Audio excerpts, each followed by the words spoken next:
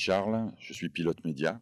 Mon travail dans l'organisation, c'est donc de véhiculer les photographes, caméramans, communicants au travers de la course. On s'amuse souvent à le caricaturer par une chasse aux gazelles, mais c'est exactement comment ça se passe sur le terrain. On cherche les équipages que l'on veut suivre.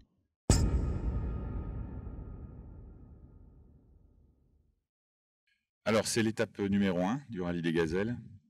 Ça commence, la caravane de près de 200 véhicules est partie. On attaque par une étape de dunes. Ensuite, on se dirige vers l'Algérie, cap à l'est. Le sud, on longe l'ergue Chébi sur toute sa partie est, pour ensuite passer au sud de l'ergue.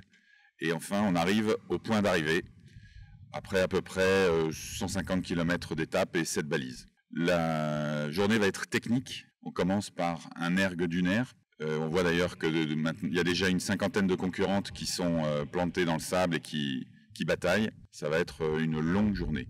C'est une première étape et ça prépare à la deuxième étape de demain où il n'y a que des dunes.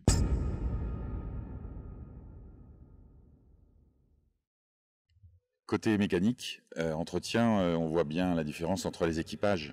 Pour faire un rallye comme le rallye des gazelles, il faut avoir quelques notions d'entretien d'un véhicule, voilà, les niveaux, les graissages, les pneus, savoir faire le tour du véhicule pour voir s'il y a un défaut visible.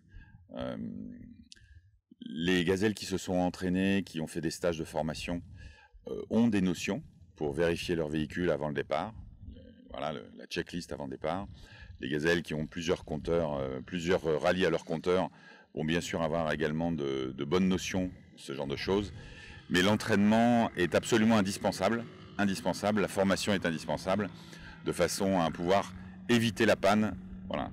De plus, une gazelle qui apprend à connaître son véhicule va le respecter beaucoup plus, va faire attention quand elle conduit, va taper différemment, va moins décoller les roues, etc. et entretenir mieux son véhicule.